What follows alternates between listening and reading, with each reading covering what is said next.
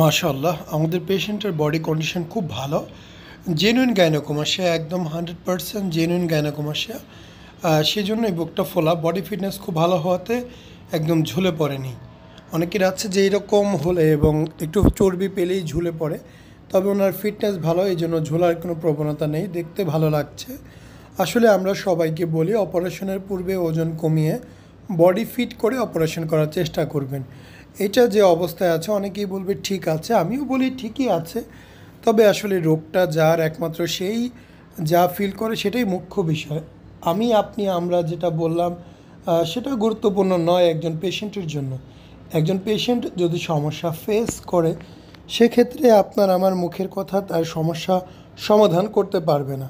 তার সমাধানের একমাত্র উপায় হচ্ছে সার্জারি। সার্জারি করে সমস্যাটার সমাধান করা যাবে। সার্জারি ছাড়া বিকল্প কোনো রাস্তা নেই। এই হচ্ছে অপারেশনের ঠিক সাথে সাথে অবস্থা। পরবর্তী অবস্থা অবশ্যই আমরা ভিডিওর মাধ্যমে দেখানোর চেষ্টা করব।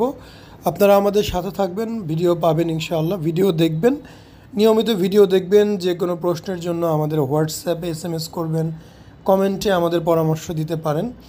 আমাদের ক্লিনিকে আসবেন, এসে অন্যদের অপারেশন দেখতে পারেন, ফলাফল সরাসরি সামনাসামনি দেখতে পারেন। যেটা আসলে বাংলাদেশে বিভিন্ন জায়গাতেই হয় না যে আপনাকে সামনে থেকে রোগীকে দেখার ব্যবস্থা করে দিবে। এ রোগীর বুকে একটা দাগ আছে উপরের দিকে, কেলয়েড বলা হয় এটাকে। ওনার অপারেশন হয়েছে, দাগ হওয়ার সম্ভাবনা অনেক বেশি, হতেও পারে। তো আপনাদের এই কেলয়েডটা থাকার ফলে সুবিধা হয়েছে আগের ফুটেজ এবং পরের ফুটেজ একজন ব্যক্তির এটা বুঝতে পারবেন।